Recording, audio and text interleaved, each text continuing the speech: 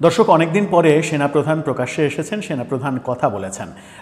চট্টগ্রামে নেভাল একাডেমিতে নৌবাহিনীর কমিশনপ্রাপ্ত নতুন অফিসারদের রাষ্ট্রপতি কুচকাওয়াজ, সেখানে তিনি বক্তব্য রেখেছেন। সেই বক্তব্যটাকে কেন্দ্র করে ভারতীয় গণমাধ্যমে সেনাপ্রধানকে নিয়ে অন্যরকম ইঙ্গিত দেয়া হচ্ছে এবং ভারতীয় গণমাধ্যম বলছে সেনাপ্রধান নৌবাহিনীর সদস্যদের বর্তমান সরকার প্রফেসর ইউনূসের সরকারের বিরুদ্ধে খেপিয়ে তুললেন এবং বাংলাদেশ সেনা শাসনের দিকে যাচ্ছে। ভারতীয় গণমাধ্যম আদতে সেনাবাহিনী প্রধানকে নিয়ে কি বলার চেষ্টা করছে, সেই বলাটা কি সঠিক নাকি তারা প্রোপাগান্ডা ছড়াচ্ছে, সেই আলোচনাটা করার চেষ্টা করব। তারা কি বলছে সেটার পরিপ্রেক্ষিতে থাকবেন পলিটিক্স টিভির নিয়মিত আয়োজনে।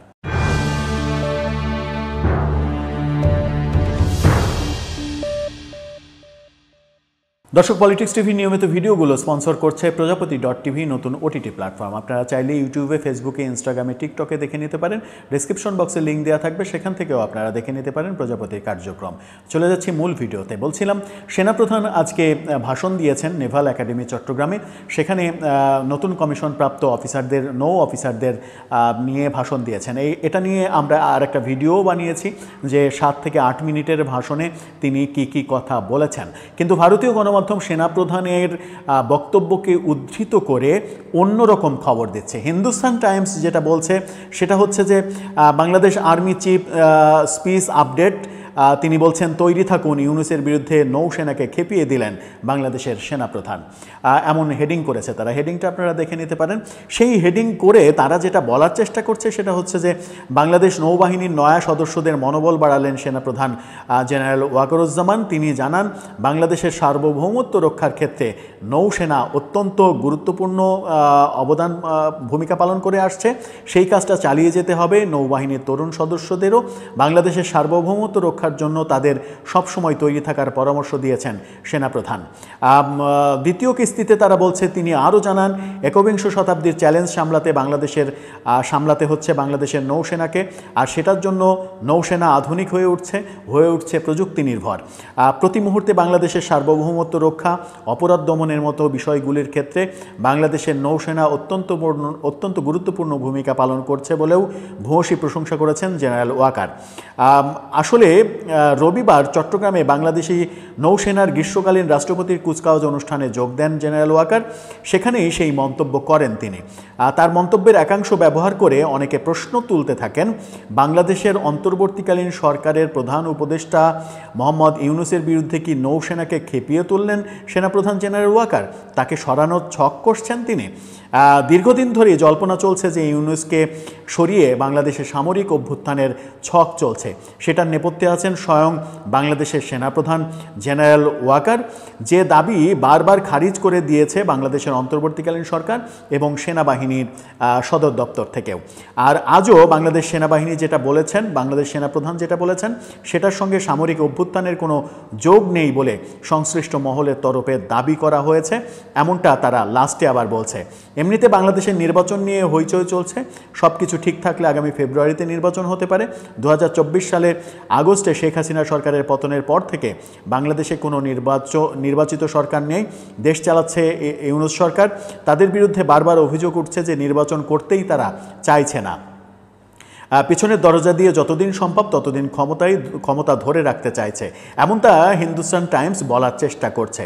কিন্তু হিন্দুস্তান টাইমস সেনাপ্রধান কি বলেছেন সেগুলো কিন্তু সত্য উপস্থাপন করেছে। সত্য উপস্থাপন করে একটা গুঞ্জনকে, একটা গুজবকে সামনে আনার চেষ্টা করছেন যে কেউ বলছে সেনাপ্রধান নৌ অফিসারদের খেপিয়ে তুললেন, বা বর্তমান সরকারের বিরুদ্ধে খেপিয়ে তুললেন এবং সেনা শাসনের দিকে দেশ চলছে, এরকম ইঙ্গিত এবং চটকদার হেডিং তারা হেডিংয়ে ইউজ করছে। হেডিংটা আবারও আপনারা স্ক্রিনশটটা দেখে নিতে পারেন। তারা বলছে, Bangladesh army chief speech update, তৈরি থাকুন। ইনভার্টেড কমার মধ্যে তারা বলছে, ইউনূসের বিরুদ্ধে নৌসেনাকে খেপিয়ে দিলেন বাংলাদেশের সেনাপ্রধান। কি চটকদার হেডিং, সেই চটকদার হেডিং দিয়ে ভেতরে বেশিরভাগ সময় জুড়ে সত্য খবর দিয়ে সেনাপ্রধান কি বলেছেন সেগুলো বলে একটা জায়গায় শুধু কেউ কেউ বলছেন সেনাপ্রধান খেপিয়ে তুললেন। এই যে মনগড়া উক্তি করে ভারতীয় গণমাধ্যম হিন্দুস্তান টাইমস সেনাপ্রধান এবং তার অনেকগুলো ফাইল ছবি ব্যবহার করে বিভিন্ন বিদেশি প্রতিনিধিদের সঙ্গে মিটিং করছেন, তিনি প্রফেসর ইউনূসের সঙ্গে মিট করছেন, প্রফেসর ইউনূস আবার রাজা তৃতীয় চার্লসের সঙ্গে দেখা করেছেন ব্রিটেনে, এরকম অনেক ছবি দিয়ে এই যে চটকদার নিউজটা সামনে আনলো, এই কারণেই অনেক সময় ভারতীয় মিডিয়ার বেশ কিছু খবর, বেশ কিছু প্রোপাগান্ডা নিয়ে বাংলাদেশে এত বেশি আলোচনা হয়। এবং এই কারণে ইউনূস সরকার বারবার বলার চেষ্টা করেন যে ভারতীয় মিডিয়া একচেটিয়া প্রোপাগান্ডা ছড়াচ্ছে। ভারতীয় সব মিডিয়া এই কাজটা করছে না।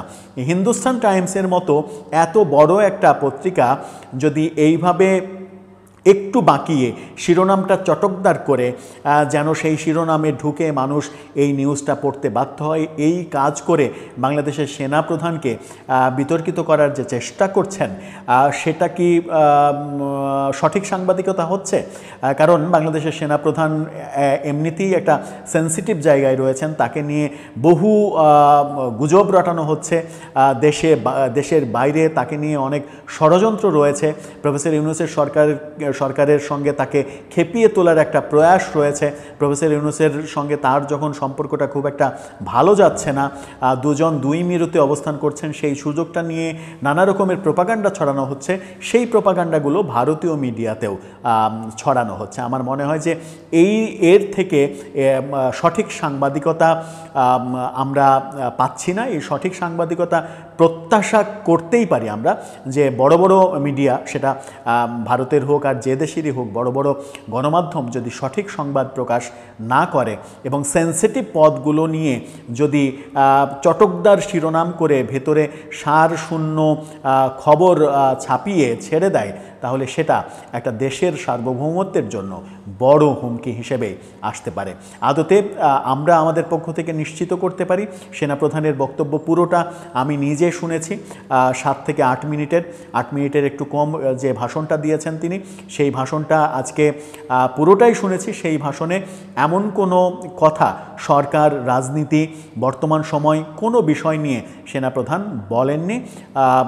নতুন ক্যাডেটদের উদ্দেশ্যে একটা স্পিরিচুয়াল কথা বলেছেন, তাদের স্পিরিটটা বাড়ানোর চেষ্টা করেছেন, তাদের উৎসাহ দেওয়ার চেষ্টা করেছেন। এর সঙ্গে আমার মনে হয় যে প্রফেসর ইউনূস সরকারের সঙ্গে তার সম্পর্ক, বিরোধ, এই ব্যাপারগুলো উঠে আসেনি। যদিও কোনো কোনো ক্ষেত্রে সেনাপ্রধানের সঙ্গে আমরা প্রফেসর ইউনূস সরকারের মতের দ্বিমত, বিরোধ, করিডোর ইস্যু, বন্দর ইস্যু, নির্বাচন ইস্যু, বহু ইস্যুতে আমরা দেখতে পেয়েছি, কিন্তু আজকের এই স্পেসিফিক নিউজটাতে সেরকম কিছু নেই বলেই অন্তত আমাদের পর্যবেক্ষণ। দর্শক, আপনার কি মনে হয়?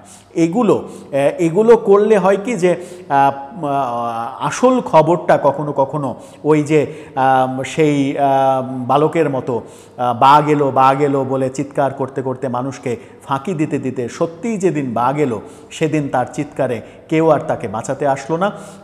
এরকমই হতে পারে যে যেদিন তারা সত্যিকারের নিউজটা দেবে সেদিন এই গুজব মনে করে হয়তো